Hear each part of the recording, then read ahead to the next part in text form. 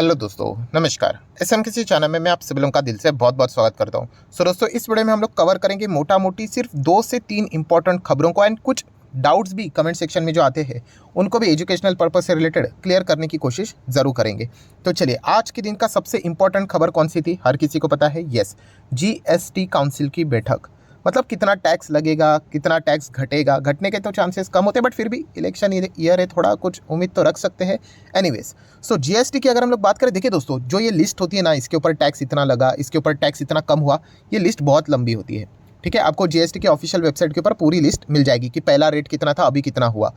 सबसे इंपॉर्टेंट चीज़ क्या होती है कि हाँ, कुछ ऐसे सेक्टर्स होते हैं जिसके ऊपर बहुत ज़्यादा तू में होती है सरकार के बीच में एंड वो जो बिजनेस रन करने वाले जो लोग होते हैं उनके बीच में।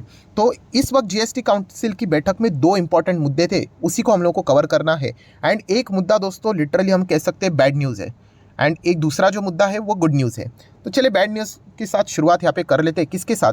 तो दोस्तों, ऑनलाइन गेमिंग। यस दोस्तों, ऑनलाइन गेमिंग ये एक फ्यूचर ओरिएंटेड बिजनेस है, आप सभी लोगों को पता है। इंडिया में अभी तक इतना ग्रो नहीं हुआ है, बट यस, धीमे धीमे करके ग्रो हो सकता है। बट ये ग्रो होने से पहले ही सरकार ने इसके ऊपर एक ज़बरदस्त वार यहाँ पे कर दिया है। सो वार कर दिया है मतलब क्या? तो दोस्तों, आप सभी लोगों को बताना चाहूँगा कि ऑनलाइन गेमिंग के ऊपर पहले जो जीएसटी लगता था 18% का, वो अभी हटाकर सीधा 28% मार दिया है। यस दोस्तों, अभी 28% का जीएसटी आपको देना पड़ेगा अगर आप ऑनलाइन गेमिंग करते हो तो। ये एक बात हो गई। ठीक है, टैक्स ज़्यादा लगेगा। उसके ऊपर भी डबल अटैक हो चुका है दोस्तों। डबल अटैक मतलब क्या? कि पहले जैसे मैंने आपको बीच में एक वीडियो बना के आपको बोला था, क्या बोला था कि अगर आप ऑनलाइन गेमिंग के लिए जाते हो, ठीक है, अलग अलग जो बड़े इवेंट्स होते हैं दोस्तों जहाँ पे पैसे की गेमिंग होती है, मैं वो बात यहाँ पे कर रहा हूँ, एंटरटेनमेंट वाली गेमिंग की बात नहीं कर रहा हूँ। तो कैसे होता था कि एंट्री लेवल पे, ठीक है, अगर आप एंट्री करते हो एंड वहाँ पे जो भी आप पास लेते हो, मान लीजिए 100 रुपये का पास, तो उसके ऊपर जीएसटी लगता था 18% का। तो 118 रुपये का फीस आपको देनी पड़ती थी। दैट्स इट, आपने एंटर कर लिया। उसके बाद आप गेम खेलते थे किसी अपोनेंट के साथ। ऑब्वियसली कोई तो जीतेगा, कोई तो हारेगा, और मान लीजिए आप जीत गए, तो जीतने वाली जो अमाउंट रहती थी, ठीक है, उसके ऊपर इनकम टैक्स तो भरना ही पड़ेगा, ठीक है, बट उसके ऊपर जीएसटी नहीं लगता था। पर दोस्तों, अभी उसके ऊपर जीएसटी लगने वाला है। ये सबसे मतलब बोलते ना बड़ी नेगेटिव न्यूज़ है। मतलब अभी जो विनर रहेगा, जस्ट इमेजिन कि अगर कोई, मैंने इसके पहले भी एग्जांपल दिया था आपको कि 1 करोड़ अगर कोई जीतता है, ठीक है, जस्ट इमेजिन कि उसको इसके ऊपर इनकम टैक्स तो देना पड़ता ही है, वो तो कोई नई बात है ही नहीं। प्लस उसके ऊपर अभी उसको जीएसटी भी देना पड़ेगा, और वो भी कितना? 28% का जीएसटी। बाप रे बाप। तो ये तो मतलब हम कह सकते हैं कि ऑनलाइन गेमिंग जो करते हैं उनके लिए तो बॉस बहुत ही ज़्यादा, हम अभी कह सकते हैं कि ये नेगेटिव खबर हम लोग को देखने को यहाँ पे मिल चुकी है। ठीक है, तो इसी चीज़ के चलते हम यहाँ पे कह सकते हैं कि नज़ारा टेक जैसी कंपनी जो कि ऑनलाइन गेमिंग से ही रिलेटेड बिजनेस यहाँ पे करती है, एंड इसका स्टॉक भी आप यहाँ पे देख सकते हो, लगातार हम लोग को गिरावट ही दिखाते हुए देखने को मिल रहा था। क्योंकि इसके पहले भी जो गेमिंग इंडस्ट्री से रिलेटेड जो गेम्स थे, चाहे हम लोग फ्री फायर की बात करें, ban, PUBG ban, BGMI ban हुआ था, वो वापस कंटिन्यू हुआ, इसीलिए थोड़ी सी राहत देखने को मिली थी। क्योंकि ये क्या करते हैं, ई स्पोर्ट्स के इवेंट कंडक्ट करते हैं, जहाँ पे यही चीज़ें देखने को मिल जाती कि आप आओ, खेलो, ठीक है, एंट्री लेवल पे आपको जीएसटी लगता था, फिर जीत के चले जाओ, पैसा आपका है करके। बट अभी नहीं, अभी आपको जो जीतोगे अमाउंट, उसके ऊपर जीएसटी देना पड़ेगा। मतलब जो विनर रहेगा उसके हाथ में बचेगा क्या? ठीक है, वो खुशी से पैसा लेके जाएगा जीएसटी कट होने के बाद, बट बाद में उसको आधा पैसा सरकार को ही भरना है।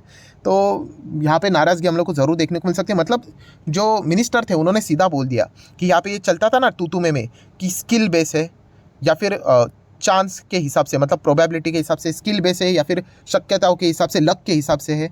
तो उन्होंने सीधा बोल दिया झमेला ही हटाओ, स्किल है, चांस है, सीधा फ्लैट 28% का जीएसटी सबके ऊपर। मतलब जितने भी ये चीज़ें हम लोग को देखने को मिलती थी, कैसीनो, उसी के साथ साथ वो हॉर्स राइडिंग, हॉर्स रेसिंग, सबके ऊपर उन्होंने 28% झमेला ही ख़त्म कर दिया। ठीक है, अभी हम लोगों को बोलने के लिए ठीक लगता है, बट जो वो बिज़नेस करते होंगे वो तो हम कह सकते हैं कि उनके लिए तो बहुत नेगेटिव खबर हम लोग को देखने को यहाँ पे मिल सकती है। तो देख लेंगे कल नज़ारा टेक का क्या नज़ारा देखने को यहाँ पे मिल जाता है। ठीक है, देन अगर हम लोग यहाँ पे बात करेंगे दोस्तों, तो ऑन मोबाइल ग्लोबल जैसी कंपनीज़ को आप स्टडी कर सकते हो। ये तो ऑलरेडी हम लोग को नीचे ढलान में ही देखने को मिल रहा है, बट फिर भी देख लो क्या होता है करके। जेंसार टेक को थोड़ा बहुत देख सकते हो, गेमिंग से रिलेटेड डायरेक्टली इनडायरेक्टली है। प्लस उसी के साथ साथ कैसीनो की अगर हम लोग बात करें, तो आप यहाँ पे देख सकते हो कि जो उसके अंदर अगर आप चिप्स भी यहाँ पे रहते थे, ठीक है, उसके ऊपर भी 28% तक हम लोग को परचेस वैल्यू के ऊपर मतलब जीएसटी लगते हुए देखने को यहाँ पे मिल चुका है। सो ओवरऑल अगर हम लोग यहाँ पे बात करें तो आप डेल्टा कॉर्प को भी थोड़ा बहुत फोकस में यहाँ पे रख सकते हो। बेसिकली क्या हुआ है कि पूरी बैंड बजा दी है इस सेक्टर के, हम लोग ऐसा भी यहाँ पे बोल सकते हैं। ठीक है, तो ये एक चीज़ हम लोग को देखने को यहाँ पे मिल रहा है। वैसे तो देखा गया नहीं, ये जो सारी चीज़ें हैं वो थोड़ी सी अमीर लोगों की चीज़ें हम लोग को देखने को मिल जाती है। तो क्या इसके चलते लोग क्या अवॉइड करेंगे? जैसे मैंने इसके पहले भी आपको बताया था, इसमें नेगेटिव पॉइंट क्या बन जाता है? नेगेटिव पॉइंट ये बन जाता है कि इलीगल एक्टिविटी फिर स्टार्ट हो जाती है। ठीक है, जैसे मैंने एक बेस्ट एग्जांपल आपको दिया था, थोड़ा सा ऑफ ट्रैक हो जाएगा टॉपिक, बट फिर भी गोल्ड, मैंने इसके पहले भी आपको एक बार बोला था कि गोल्ड के ऊपर भी सरकार ने भयंकर टैक्स बढ़ाया था। जो बाहर से गोल्ड आप लाते हो, इंपोर्ट ड्यूटी लगातार बढ़ाते जा रहे हैं। तो इसके चलते क्या होता है, फिर लोग समंदर से गोल्ड लाने लगे, स्मगलिंग करने लगे। इलीगल है ना वो, बट इतना टैक्स लगाएंगे तो फिर आदमी वही करते हुए देखने को मिल जाते हैं। तो वही चीज़ें, एक डर फिलहाल तो देखने को मिल रहा है कि इलीगल एक्टिविटीज़ भी हो सकती है इस प्रकार की चीज़ें देखने के चलते, क्योंकि इतना टैक्स लगेगा। अब देख लेते हैं क्या होता है करके, कल इनके ऊपर थोड़ा बहुत हम लोग फोकस यहाँ पे ज़रूर रखेंगे। देन अगर हम लोग बात करेंगे दोस्तों, तो जीएसटी काउंसिल की बैठक में एक और इंपॉर्टेंट मुद्दा था कि जीएसटी अपीलेट ट्रिब्यूनल, राइट, उसको फंक्शन यहाँ पे करना है। तो बोला गया कि यस, इसी वक्त में हम लोग को ये फंक्शन होते हुए देखने को यहाँ पे मिल जाएगा। ज़्यादा टाइम अभी नहीं बचा है, तो अच्छी बात है। अपीलेट ट्रिब्यूनल मतलब वही कि अगर कोई डिस्प्यूट हो रहा है तो आप किधर जाओगे, कोर्ट से रिलेटेड, तो एक जीएसटी का ही ट्रिब्यूनल यहाँ पे बना दो। तो वो चीज़ें हम लोग को चलती हुई देखने को मिल रही है। देन अगर हम लोग बात करें, ये तो नेगेटिव खबर हो गई, चलो आ जाते थोड़ी सी पॉजिटिव खबर की ओर। तो पॉजिटिव खबर क्या है दोस्तों, कि आप सिनेमा हॉल में जाते हो मूवीज़ देखने के लिए, तो यस, वहाँ पे जो जीएसटी लगता था पहले शायद से 12 या 18% लगता था, वॉटेवर, वो अभी घटकर 5% कर दिया। किसके ऊपर? टिकट के ऊपर? अरे नहीं, जो आप फूड एंड बेवरेजेस लेते थे उसके ऊपर अगर हम लोग बात करें, मतलब सिनेमा हॉल के अंदर जाके आप जो खाना लेते थे, स्पेसिफिकली उन्हीं के प्रीमाइसेस की मैं बात कर रहा हूँ। हाँ, तो वहाँ पे जो 12-18% वाटर जो जीएसटी लगता है, एक बार चेक करना, हाँ वो उन्होंने घटा दिया। कितना कर दिया? 5% कर दिया। तो सिनेमा हॉल वालों के लिए अच्छी बात है। हम यहाँ पे कह सकते हैं पीवीआर का क्या हो जाएगा, पॉपकॉर्न थोड़े ज़्यादा बेचे जाएंगे। ठीक है, तो इसके चलते उनको, मतलब देखिए, टैक्स घटने के चलते इनको बेनिफिट तो होगा ही होगा, राइट। तो ये देखने वाली बात है कि थोड़ा बहुत पीवीआर आइनॉक्स कल कैसे रिएक्ट यहाँ पे करता है करके, क्योंकि इनके लिए एक पॉजिटिव खबर देखने को यहाँ पे मिल रही है। अभी बेवरेजेस फूड्स की अगर हम लोग बात करें तो ऑब्वियसली वीबीएल की ओर थोड़ा सा फोकस यहाँ पे रख सकते हो। सिनेमा हॉल में इनके भी कुछ बेवरेजेस देखने को यहाँ पे मिल जाते हैं, थोड़ा सा तो फायदा इनका भी हो जाएगा। मतलब अगर हम लोग बात करें, एक बॉटल, ठीक है, जो कि जीएसटी के चलते 100 पे मिलती थी, तो अभी अगर जीएसटी कम हो गया एंड अगर उसको 80 पे ला दिया तो कुछ तो फ़र्क यहाँ पे पड़ेगा। ठीक है, देख लेंगे उसके रिलेटेड क्या यहाँ पे अप्स एंड डाउन्स यहाँ पे होते हैं करके। एंड देन अगर हम लोग बात करें, जो क्यूएसआर वाली कंपनियाँ होती है, क्यूएसआर वाली कौन सी कंपनियाँ, जो कि स्पेसिफिकली सिनेमा हॉल के अंदर है वो। ठीक है, अगर आप बड़े मॉल में जाते हो ना, तो आपने देखा होगा कि जो पीवीआर का प्रीमाइसेस है वहाँ पे भी क्यूएसआर देखने को मिल जाएगा आपको, कि Jubilant Food Work, Devyani International, McDonald जैसी चीज़ें। एंड जो अलग से मॉल में जो फूड कोर्ट हम लोग को देखने को मिल जाता है, वहाँ पे कुछ राहत नहीं है, ये पॉइंट को समझ लो। ठीक है, तो इनके ऊपर भी आप क्या कर सकते हो, थोड़ा बहुत फोकस यहाँ पे रख सकते हो। बट सबसे ज़्यादा फायदा किसको होगा? सिनेमा हॉल को होगा, पीवीआर को। तो वो देखने वाली एक बात यहाँ पे बनती है। ठीक है, इसके चलते ये कोई रिकमेंडेशन है कि शेयर को जाके खरीदो, ये आपको इन्फॉर्मेशन पता होनी चाहिए। इसीलिए ये 2 इंपॉर्टेंट पॉइंट्स को मैंने कवर किया। मैं अगेन कह रहा हूँ, बहुत सारी लंबी लिस्ट है, कुछ ऐसे इंपॉर्टेंट ड्रग्स रहते हैं, दवाइयाँ रहती है, उनके ऊपर जीएसटी उन्होंने सीधा हटा दिया है। तो एक कुछ अच्छा खासा काम भी हम लोग को होते हुए देखने को मिला है। सो मार्केट से रिलेटेड जो इंपॉर्टेंट पॉइंट था वो मैंने कवर यहाँ पे कर लिया है। तो इन 2 सेक्टर को कल आप चाहो तो थोड़ा बहुत स्टडी कर सकते हो। तो चलिए आ जाते हैं दोस्तों नेक्स्ट इंपॉर्टेंट खबर की ओर। Yes, Adani and Hindenburg. तो ये तो हम लोग को चीज़ें चलती हुई देखने को मिले। कल के दिन की बात करें, यस्टरडे की बात करें, तो आपको पता है कि सेबी ने 41 पेज का जो एफिडेविट था वो यहाँ पे सबमिट किया था कोर्ट में, एंड नेक्स्ट हियरिंग आज ही थी।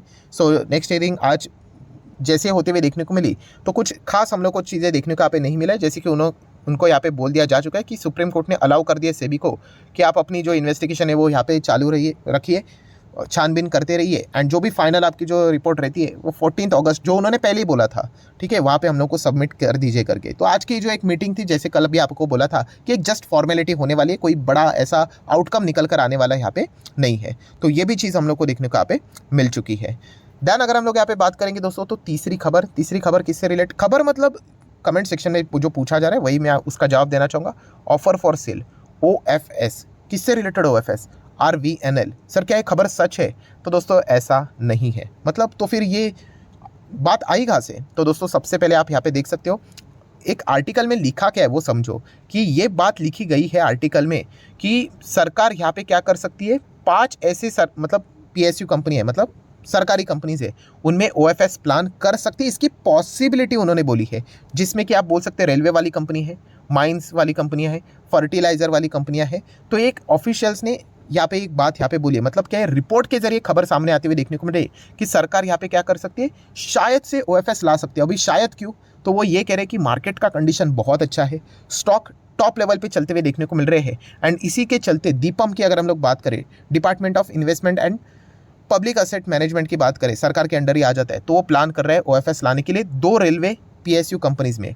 लाइकली एक रेट्स में हम लोग को देखने को मिल सकता है, एंड दूसरा आरवीएनएल। बट ये अनऑफिशियली आप यहाँ पे बोल सकते हैं, ऐसी खबर हम लोग को यहाँ पे आते हुए देखने को यहाँ पे मिल चुकी है। कोई ऑफिशियल खबर यहाँ पे नहीं है दोस्तों, मैं कितनी बार रिपीट कर रहा हूँ, देखिए अगर यहाँ पे ऑफिशियल खबर होती तो हम लोग को क्या करना है, आरवीएनएल मतलब एनएससी के ऑफिशियल वेबसाइट पे जाना है, जो कि मैंने आपके सामने रखा है, एंड आप चेक कर सकते हैं आज की तारीख क्या है।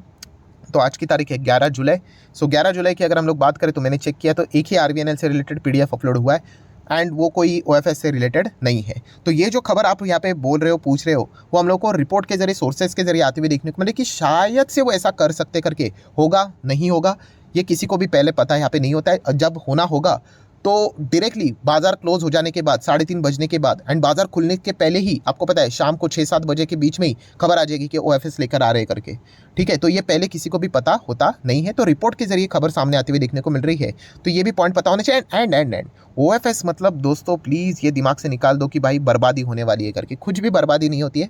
कंपनी अच्छा खासा वर्क यहाँ पे करती है। अगर बर्बादी होनी होती तो सामने वाला पार्टिसिपेट क्यों करने आएगा, ठीक है। हाँ, टेम्पररी बेसिस के हिसाब से वो डिस्काउंट के ऊपर देते हैं, तो इस चीज़ के चलते हम लोग कह सकते हैं हाँ शेयर प्राइस थोड़ा सा नीचे आता है, but as a long term investor, wealth creator, हमें उससे कोई ज़्यादा आपत्ति होनी नहीं चाहिए। एचएल में ओएफएस है, किधर एचएल बर्बाद हुआ, ठीक है। आईआरसीटीसी में बहुत नीचे आया था, आज आईआरसीटीसी ओएफएस के लेवल के भी ऊपर देखने को मिल रहा है। तो टाइम के हिसाब से सारी चीज़ें सॉर्ट आउट यहाँ पे होती हुई देखने को मिल जाती है। बट एनीवेज ओवरऑल कंक्लूजन क्या है कि ऐसी कोई भी ऑफिशियल खबर आई नहीं है। सो आशा करता हूं दोस्तों वीडियो हेल्पफुल लगा होगा, तो जरूर लाइक एंड शेयर कर देना। एंड डीमैट अकाउंट अगर आपने अभी तक ओपन नहीं किया है तो लिंक नीचे डिस्क्रिप्शन में 25 वीडियो की लिस्ट भी आपको फ्री ऑफ कॉस्ट मिल जाएगी। आपका नाम, कौन सा अकाउंट आपने लिंक के थ्रू ओपन किया है, प्रॉपर्ली कमेंट से मेंशन कर देना। तो हफ्ते भर के अंदर सारे लेक्चर्स मेरे साइड से फ्री ऑफ कॉस्ट प्रोवाइड कर दी जाएंगे, ताकि आप शेयर बाजार को आसान भाषा से सीख सको। So that's it, thank you very much दोस्तों, we will be meeting our next video. तब तक के लिए बाय बाय।